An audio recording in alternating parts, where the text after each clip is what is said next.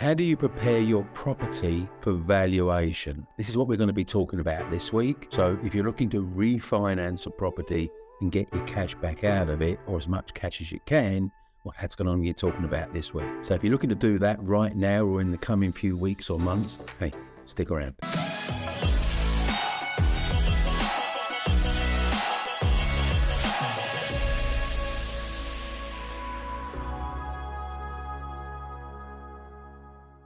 So you bought a property a few weeks or months ago, you've refurbed it or done something else to add value to it, hopefully exponential value. In other words, you've added more value than you've actually spent to add the value. Now you want to refinance it and pull your cash out. And this is the third leg of buy, refurb, refinance. And if you've watched any of my videos, you know I do bang on about that quite a bit. So now we're going to look at how do you prepare your property for this revaluation process. So you booked for your mortgage lender's valuer to come around to take a look around the property. So what do you need to do to prepare for that visit? Now you might think, I'm not going to do anything. I'm just going to let them walk around the property and they'll do their own thing and then we'll get the valuation. But actually, you can actually do some preparation to get a better potential outcome. So let's drill down on what you're going to do. Now to start with, it helps to pay a bit of attention to where they're going to be. They're driving to your property. Now, they're going to know from the mortgage application you completed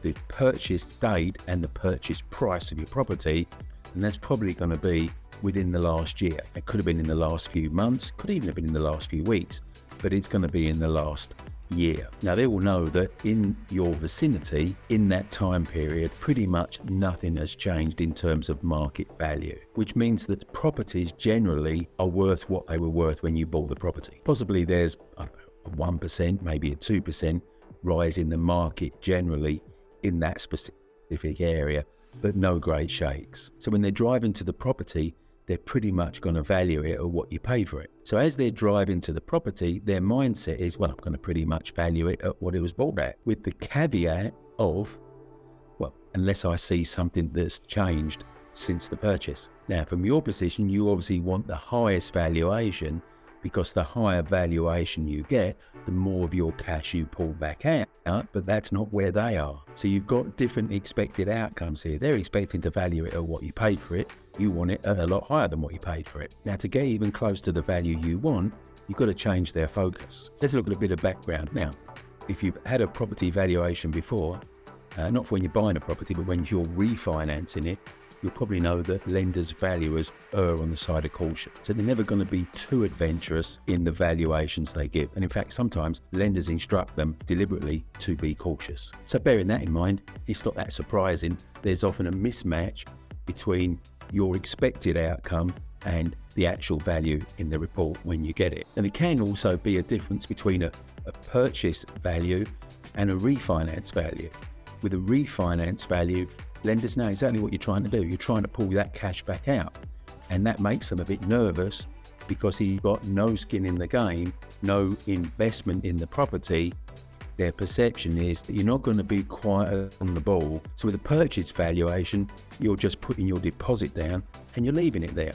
So that risk of no skin in the game or no deposit left in the property doesn't exist. And therefore, purchase valuations can be a little bit more lenient than refinance valuations. Now earlier I said the valuer's focus is going to be on what you paid for the property, and this is very much true. So it's less about what other similar properties have sold for in recent weeks or months, and more about what you paid for the property. That's what influences the valuer. So the valuation you eventually receive is going to be influenced by the robustness of the evidence you provide of the tangible improvements that you've made to the property.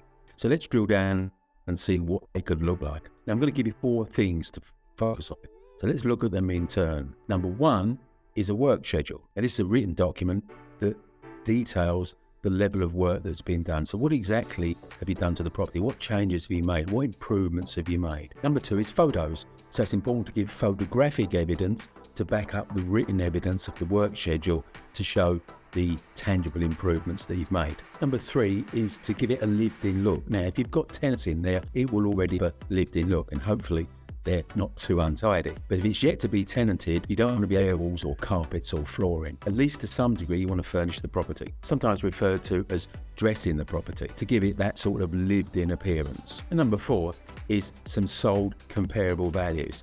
So properties similar to yours that have sold recently, preferably in the same street, but if not in the adjacent streets, and preferably within the last 3 to 6 months. And the value's not going to use these actually in their report.